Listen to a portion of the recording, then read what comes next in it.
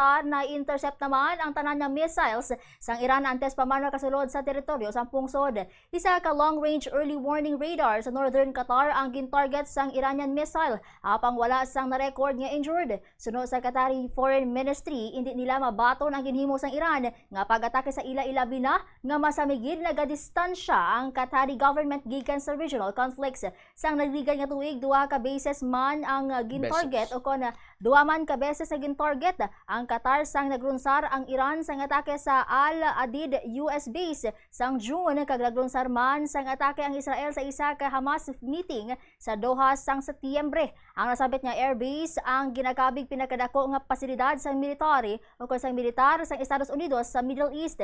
Sunod kay Bombo International Correspondent Joseph Timothy Rivera, direkta sa Qatar, 27 kilometros lang ang kalayuon sang ila ginatiniran sa nasambit nga airbase kung sa diin ila na eksperyensyahan sang klaro sa ila mga atop ang mga projectiles nga ginapalupok halin sa Iran. Sunod kay Rivera, hindi direkta nga ginatarget sang Iran ang Qatar kundi ang US military facility sini. Sunod kay Rivera, sunod-sunod nga hugnat sang pagpangatake ang ginhimo sang Iran apang sandig sa Defense Ministry na intercept nila ang mga missile nga nakatarget sa Al-Adid Air Base. Ginpayag man ni Rivera nga bangod sa kahadlok may mga residente nga nag-panic buying sa mga mall. Padayon man ang anunsyo kag pagpaandam sang Qatar government agod mapabilin ang seguridad sa mga residente. Ginaabisuhan man ang publiko nga hindi pagpuluton ang bisan ano nga debris nga makit-an bangod posible ni nga maglupok. Nag-issue naman sang pahayag ang Department of Foreign Affairs nga nagapanugyan sa ginatos kalinibo ka mga Pilipino sa Qatar nga magpabilin anay sa ilang nga mga ginatiniran agud malikawan ang katalagman.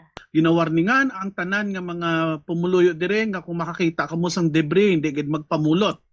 The current advice at the moment of the Philippine Embassy Doha is all Filipino citizens to shelter in place and monitor provisions, monitor information only from competent authorities. Amo man ang Qatar ginhambalan ng mga tawo pululi na kamo sa mga balay ninyo ka magpahimunong kamo sa sulod, no?